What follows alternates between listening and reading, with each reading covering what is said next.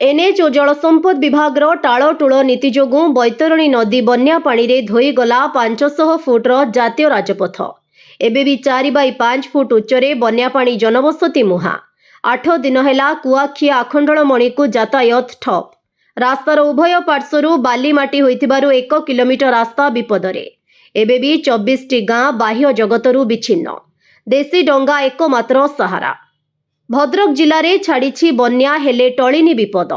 चलित बन्या रे विशेष भावे प्रभावित होईची भंडारी पोखरी, धामनगर, तिहिडी, चांदबाली ब्लॉक सह भद्रक किछि पंचायत। हेले एबे भी चांदबाली ब्लॉक सह तिहिडी ब्लॉक रो अनेक अंचल जलबंदी होई रहिछि।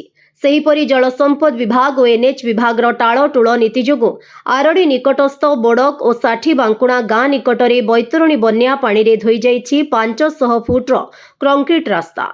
रास्ता एपरी धोईजिबा सह घाई सृष्टि होइथिबारु बैतरणी नदीर समस्त बन्या पानी गाँ आड़कू माड़ी चलीछि। एपरी रास्ता धोईजिबा संपर्क में धामनगर जलसंपद विभाग एसडीओ को पचारिबारु बैतरणी नदीर साठी बांकुड़ा किछि अंचल ठारू बोड़क जाए दीर्घ 2.5 किलोमीटर आम अधीन रे नाही। उक्त स्थान एनएच विभाग आमर जहा किछि होई जाइछि बन्या छाड़िबा परे मरामती कार्य आरंभ हेबो।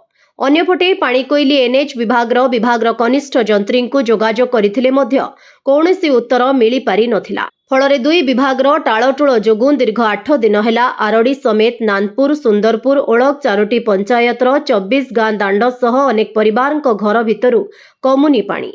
रास्ता कड़ और नदी बंधरे विपदपूर्ण भावे बितुछि विपन्नंकर जीवन। एपरिकी 2टी क्लस्टर 25 विद्यालय पानी घेରରେ रहिथिबारु पिलांक बस्तानी रे डोरी पड़िछि। एपरी बन्या परिस्थिति को नहीं गाँवर पुरुखा लोक कहिसेंती एपरी बन्या 2001 मसीहा को बळीगला।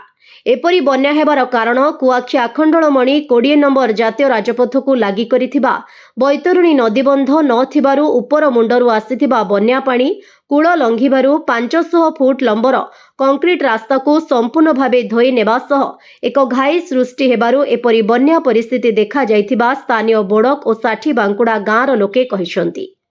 एबे भी उक्त स्थान में 4x5 फुट उच्चरे बन्या जल प्रवाहित हेउथबारु खेत और जनबसती आड़कू माड़ी चलीछि। ताहा सह दीर्घ 1 किलोमीटर कंक्रीट रास्तार उभय पार्श्वरू बाली माटी धोईजिबारु रास्ता एबे यातायात पई विपद देखा देइछि। केउठी रास्ता नदी आड़कू ढली रहिछि तो आउ केउठी घलिया पड़िबारु रास्ता फाटी करी आ रहिछि। फलरे दीर्घ दिन हेब यातायात ठप होई जाइथिबारु बोडा गाँ बाह्य जगतरू विच्छिन्न होई पड़िछि। गाँवर प्राथमिक विद्यालय को बाद देले उच्च शिक्षा पाई पाठ पढ़ुथुबा 30 रु ऊर्ध्व छात्र छात्री घरे बसिछंती। ताहा सह कौनसी अति आवश्यक सामग्री और मेडिकल आसिबाकु हेले देशी डंगा साहा भरोसा साजिछि। एपरी समान स्थिति देखिबाकु मिलिछि मुआ, संतरा, पारडिया, खटुआ, पाटना, भुईपुर आदि 24 टी गाँव। विशेषकर चाष जमी रे दीर्घ 25 दिन हेब अंटाई उच्चरू बन्या पानी लहड़ी मारुथुबारु चलित वर्ष आउ चाष कार्य होई परिबो नाही बोली चाषी कहिसेंती। गत गुरुवार बीजेपी दलर राज्यसभा सांसद तथा दलर सभापति मनमोहन सामल आरडी समेत सुंदरपुर, नानपुर, ओळक 4टी पंचायतर अनेक गाँ को जाई बन्या विपन्नों को भेटिबा सह समस्त प्रकार सहायता राज्य सरकारक पक्षरु जोगाई दियाजिबो बोली प्रतिश्रुति देथिले। एपरिकी चाषी मानकर बहु क्षति होइथिबारु तांको पई सरकार खसड़ा प्रस्तुत करिथिबा कहिसेंती। ब्यूरो रिपोर्ट, विकल्प समाचार। आम चैनल को लाइक, शेयर एवं सब्सक्राइब करंतु।